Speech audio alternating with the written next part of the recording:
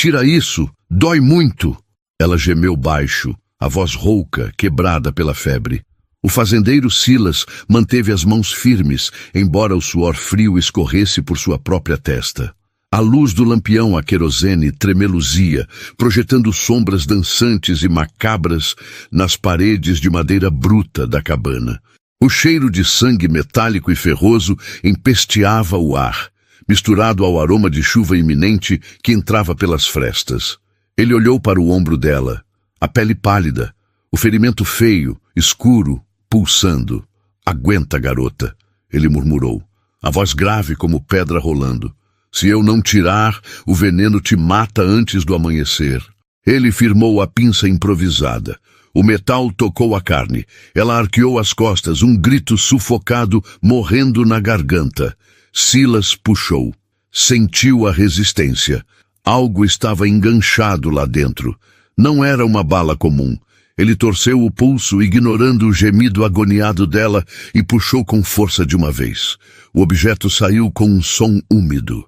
Sangue jorrou, quente e escuro, manchando as mãos calejadas dele. Ele jogou o objeto na bacia de metal ao lado. Clang! Silas pegou um pano limpo e pressionou a ferida com força, estancando o fluxo. Mas seus olhos desviaram para a bacia. Ele precisava ver. O reflexo do lampião bateu no metal ensanguentado. Ele congelou. O mundo lá fora silenciou. O vento parou. O som da respiração irregular dela desapareceu.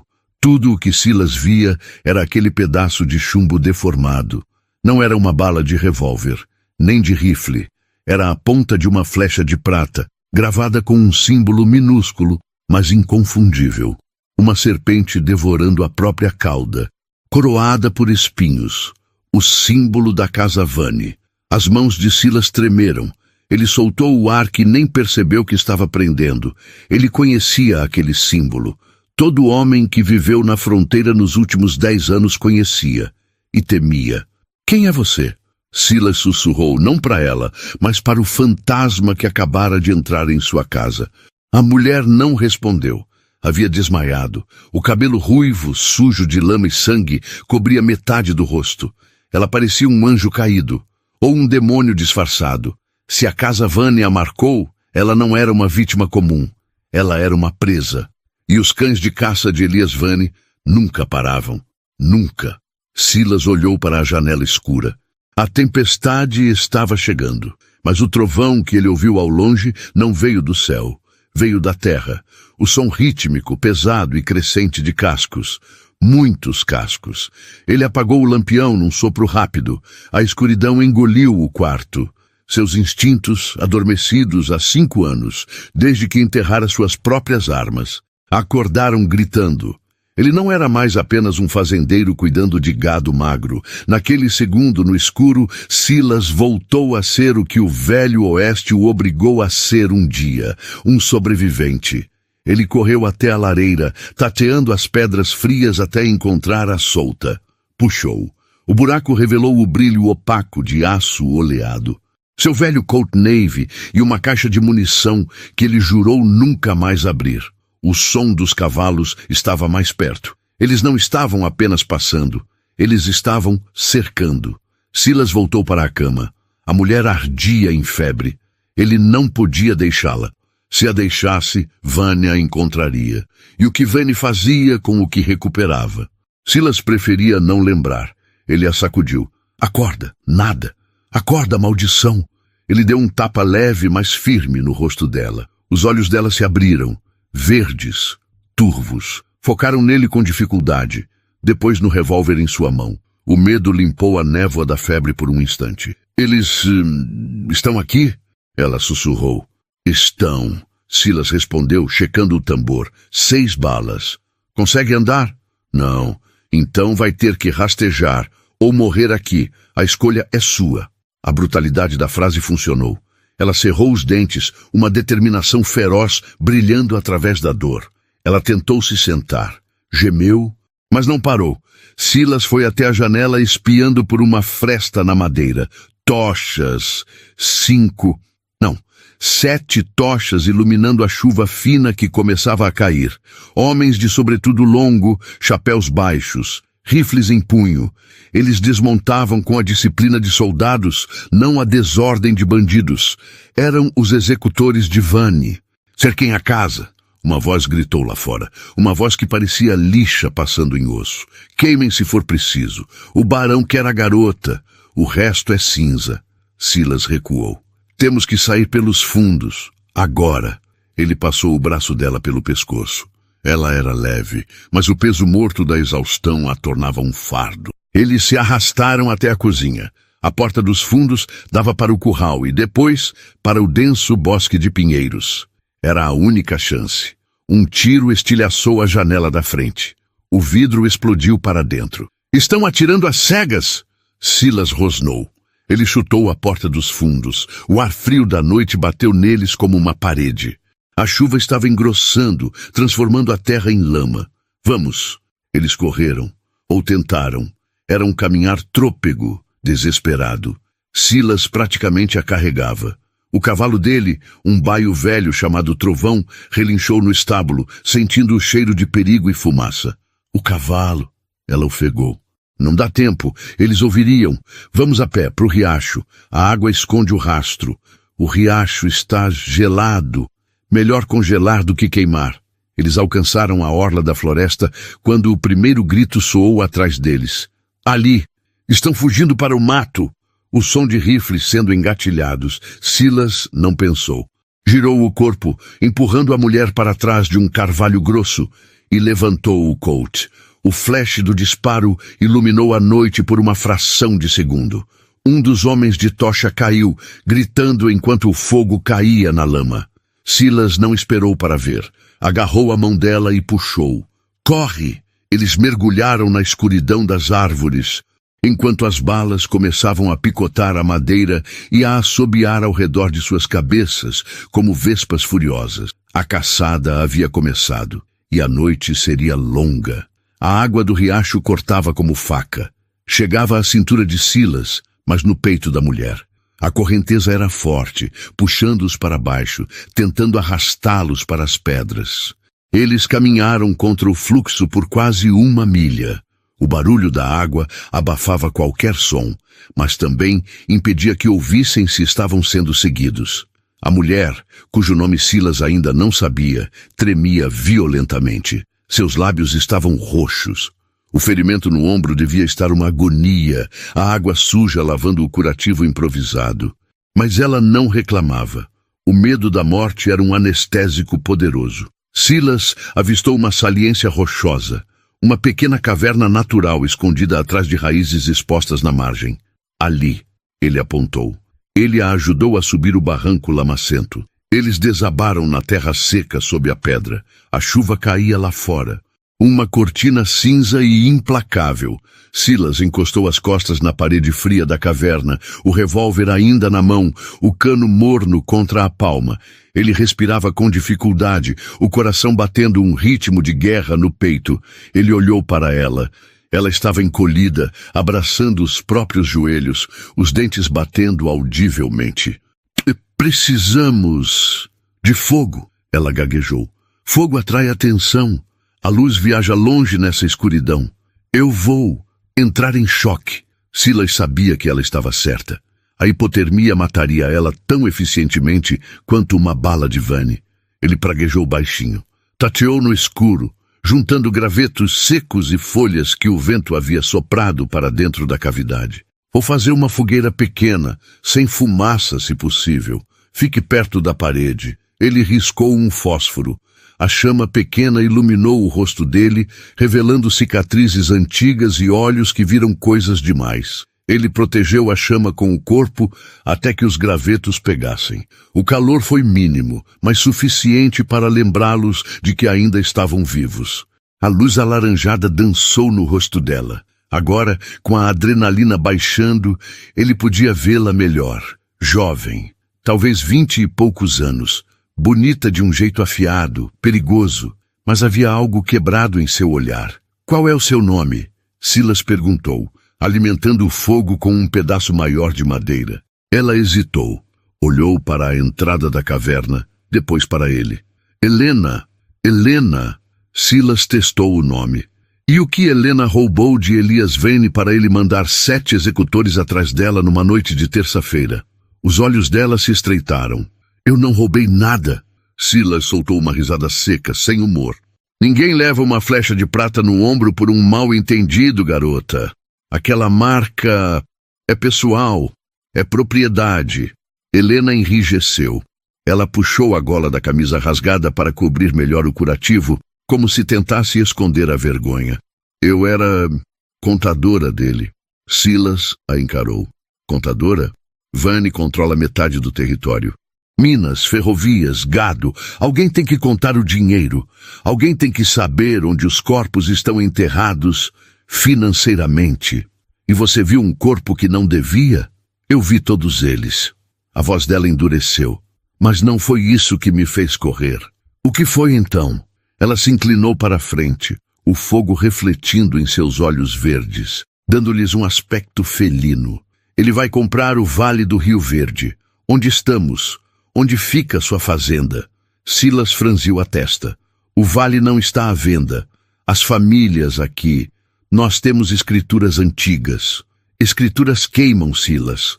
Pessoas morrem em acidentes. Vane não compra terras. Ele compra o silêncio depois que as toma. Eu vi os planos. Ele vai represar o rio. Vai secar tudo daqui até a fronteira do México para alimentar as minas de prata dele no norte. O silêncio pesou entre eles, mais pesado que a rocha acima de suas cabeças. Secar o rio. Isso mataria tudo. O gado, as plantações, a cidadezinha de Santa Fé a 10 milhas dali. Seria um massacre lento feito de poeira e sede. Eu copiei o mapa, Helena continuou, batendo a mão no peito, sobre o bolso interno do colete de couro que usava. E as ordens de pagamento para os mercenários que ele contratou para limpar a área antes da construção. Silas entendeu. Ela carregava a prova da conspiração. A sentença de morte de Vane ou a salvação do vale. Por isso ele quer você viva, Silas concluiu. Ele não sabe onde você escondeu os papéis originais ou se você fez cópias. Ele quer me esfolar viva para eu falar. Silas olhou para a escuridão lá fora. A chuva diminuía, mas o vento trazia sons. Um estalo de galho, um relincho distante. Eles não vão parar, ele disse. Não, e você não consegue correr mais. Não. Silas olhou para o revólver. 6 balas e mais 12 na caixa em seu bolso. 18 balas contra o exército privado do homem mais poderoso do Oeste. Quanto vale a sua vida, Helena? Ela o encarou surpresa com a pergunta. Para Vane, vale milhões. Para mim, é tudo o que tenho. Silas assentiu. Ele se levantou, apagando o fogo com um punhado de terra. A escuridão voltou, mas agora seus olhos já estavam acostumados. Descanse 1 hora. Quando a chuva parar, o cheiro volta. E eles têm cães. O que vamos fazer? Silas foi até a entrada de caverna, observando as sombras. Vamos parar de correr. O quê? Eles esperam uma presa assustada. Uma garota ferida e um fazendeiro idiota correndo para a fronteira. É isso que eles estão caçando. Ele se virou para ela e um raio iluminou seu rosto, revelando um sorriso que não tinha nada de feliz. Era o sorriso de um lobo que acabara de ser encurralado e decidiu que gostava da briga. Vamos virar o jogo. Vamos caçar os caçadores. Helena sentiu um calafrio que não tinha nada a ver com o frio. Você é louco? Não, garota, eu sou pior, eu sou o homem que não tem mais nada a perder. E agora, você é minha responsabilidade. Ele se agachou ao lado dela, checando o curativo uma última vez. A proximidade era intensa. O cheiro dela, de chuva e medo, misturado ao cheiro dele, de fumo e pólvora. Por um segundo, o olhar dele se travou. Havia uma promessa ali, uma promessa silenciosa de violência compartilhada. Tente dormir, ele ordenou. Amanhã o vale vai sangrar. Amanhã chegou cinzenta, com uma névoa baixa que cobria o chão da floresta como um lençol funesto. Silas se movia como um fantasma entre os pinheiros. Ele conhecia cada árvore, cada ravina daquele vale. Era o seu quintal. E Vânia havia cometido o erro de invadir seu quintal. Ele deixou Helena escondida em uma fenda alta, com uma visão clara do caminho abaixo e uma velha faca de caça que ele lhe dera. Se alguém subir que não for eu, você corta a garganta e corre. Não hesite. Agora ele estava lá embaixo, observando. Os homens de Vânia estavam rastreando. Eram bons. Ele via os sinais de que eles haviam encontrado onde saíram do riacho. Pegadas de botas pesadas na lama. Eram 6 agora. O que ele acertou na noite anterior devia estar morto ou incapacitado. O líder, um homem alto com uma cicatriz que dividia o lábio superior, analisava o chão. Ele usava um sobretudo de couro negro e portava um rifle de repetição Winchester reluzente. Eles pararam aqui, o líder disse, a voz viajando na névoa. O rastro de sangue da mulher termina, ela estancou. Devem estar perto, sargento. Outro homem disse, cuspindo tabaco no chão. Espalhem-se, em duplas, olhos nas copas e nos buracos. O fazendeiro conhece o terreno. Cuidado com armadilhas. Silas sorriu do seu esconderijo, agachado dentro de uma moita densa de samambaias, coberto de lama para disfarçar o cheiro. Tarde demais para avisar sobre armadilhas. Ele havia passado a última hora preparando o terreno. A primeira dupla avançou para a direita, em direção a um barranco íngreme. Silas esperou. O vento soprou a favor dele. O homem da frente pisou num monte de folhas aparentemente inocente. Slap!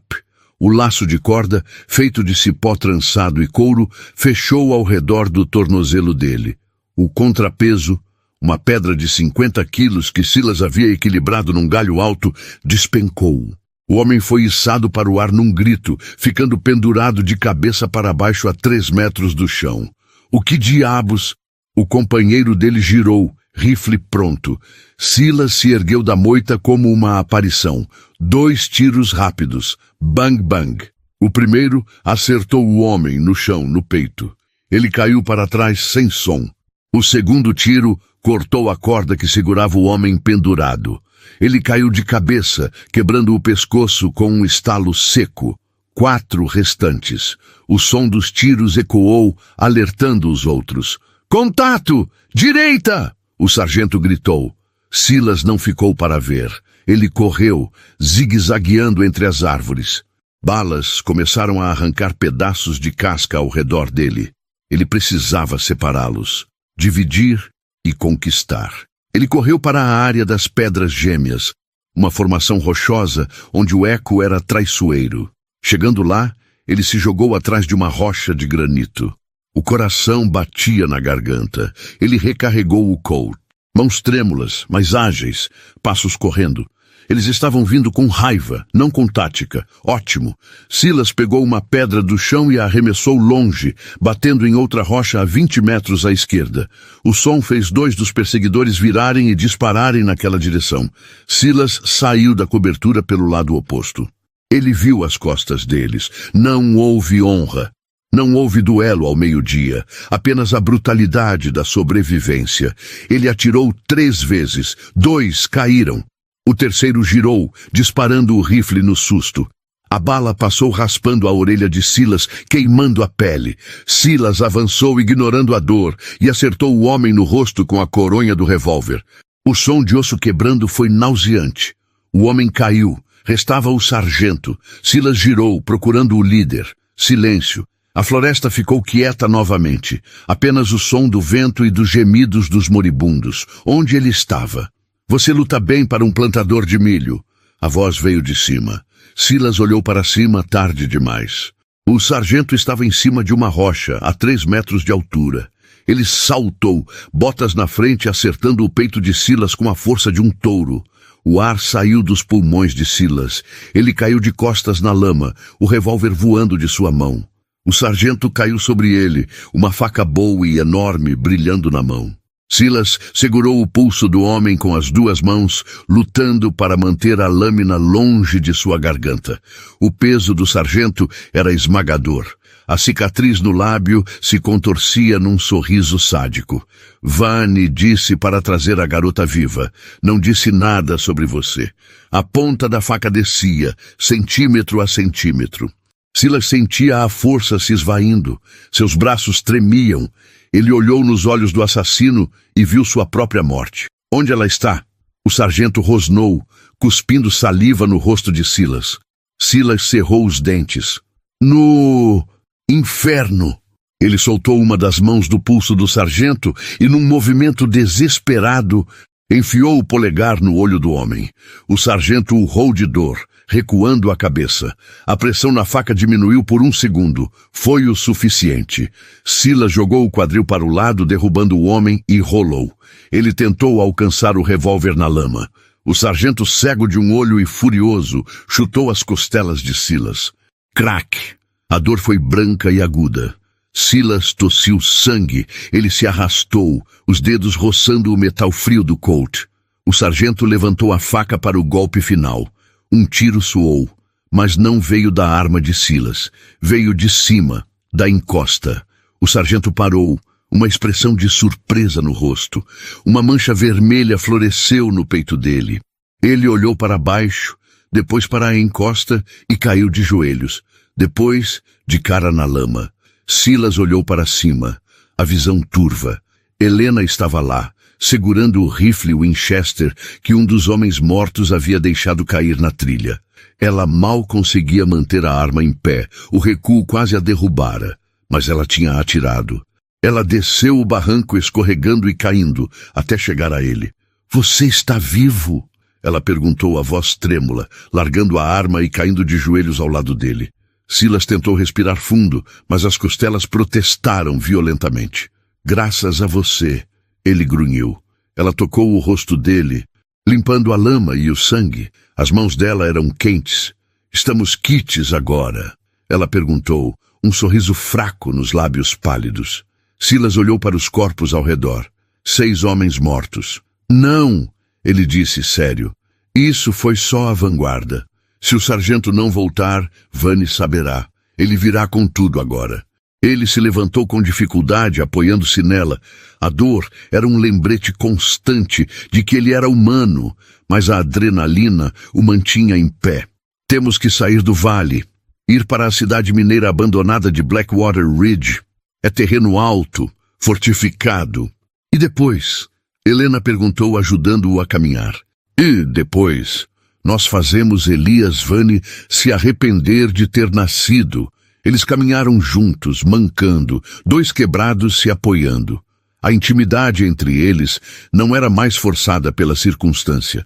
Tinha sido forjada no fogo.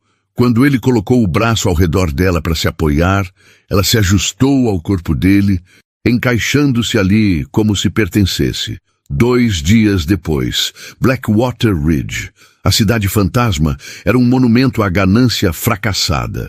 Prédios de madeira apodrecida, janelas vazias como órbitas de caveiras, poeira e silêncio.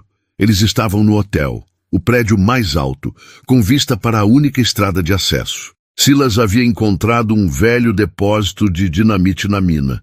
Instável, suando nitroglicerina, perigoso demais para tocar. Mas ele tocou. E agora, as cargas estavam posicionadas na ponte de madeira, na entrada da cidade e em pontos estratégicos da rua principal. Helena estava sentada no chão, limpando os rifles que eles pegaram dos homens mortos. Ela parecia diferente agora. O vestido rasgado fora trocado por calças e camisa de um dos mortos, ajustados com corda.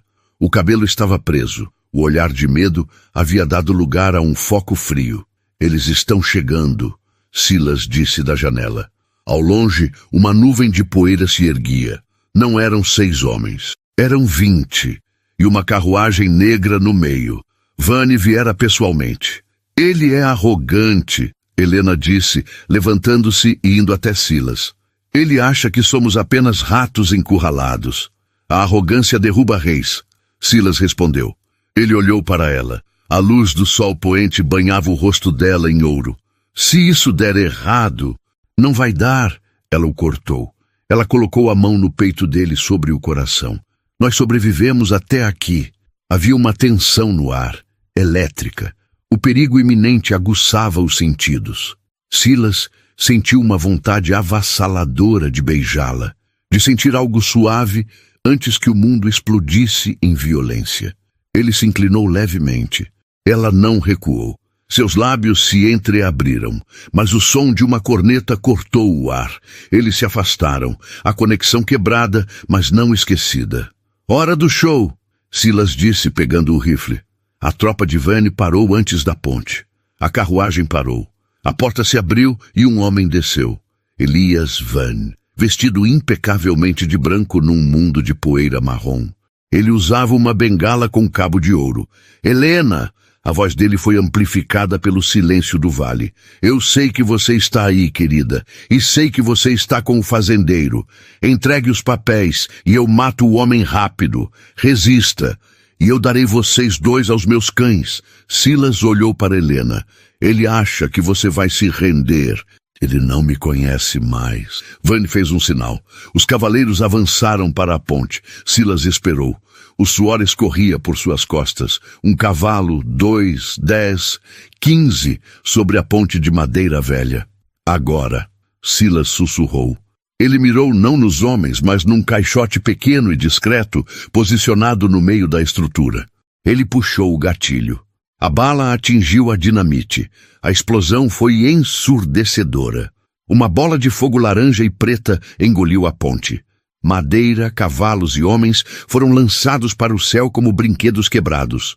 O som do estrondo bateu neles segundos depois, sacudindo o hotel. Pânico lá embaixo, gritos. Fumaça. Fogo à vontade! Silas gritou. Ele e Helena começaram a disparar das janelas. A posição elevada lhes dava vantagem total. Os homens de Vane, atordoados e expostos, caíam um a um. Vane correu para trás da carruagem, gritando ordens que ninguém ouvia no caos. Ele está fugindo! Helena apontou. Vane montou em um dos cavalos soltos e girou, galopando de volta pela estrada, abandonando seus homens. Ele não vai longe, Silas disse. Fique aqui. Cubra a saída. Onde você vai? Terminar isso.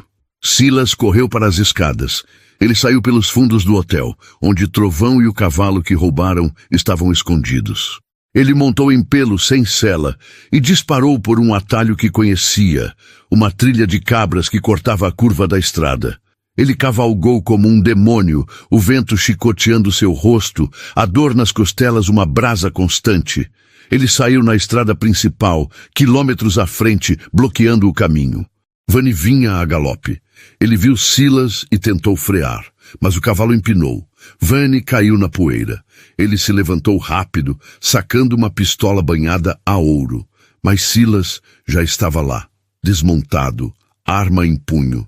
Acabou, Vane. O barão olhou para Silas, limpando a poeira do terno branco.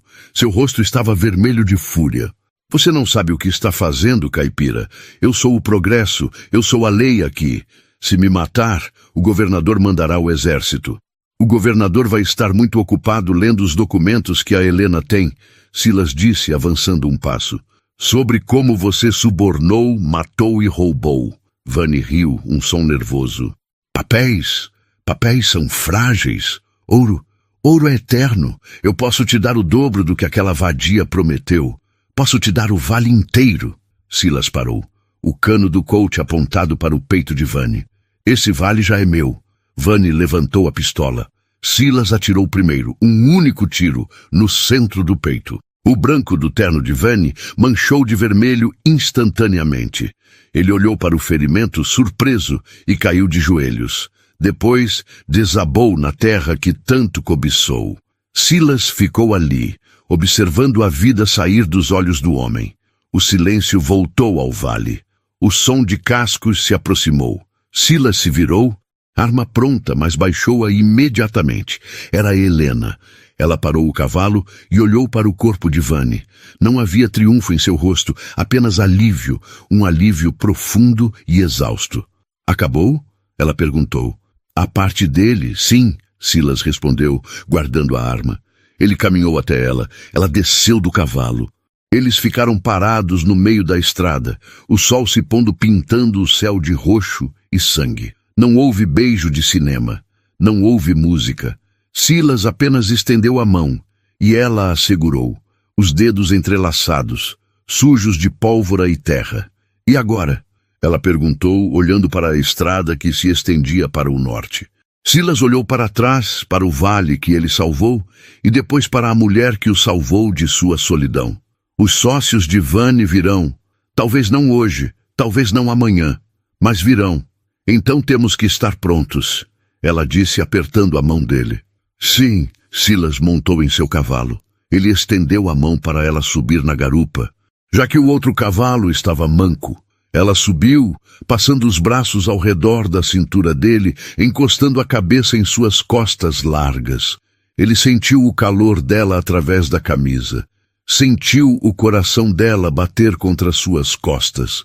Vamos para casa, Silas? Ela sussurrou. Por enquanto, ele respondeu, tocando as esporas no cavalo.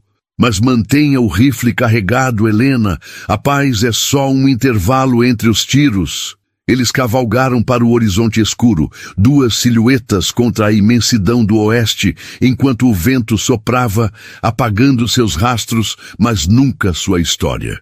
E em algum lugar nas sombras das montanhas, um par de olhos amarelos observava. Um lobo solitário uivou, mas dessa vez não estava chamando pela lua, estava avisando. Algo novo estava chegando. A câmera sobe, mostrando a imensidão do deserto e corta para o preto.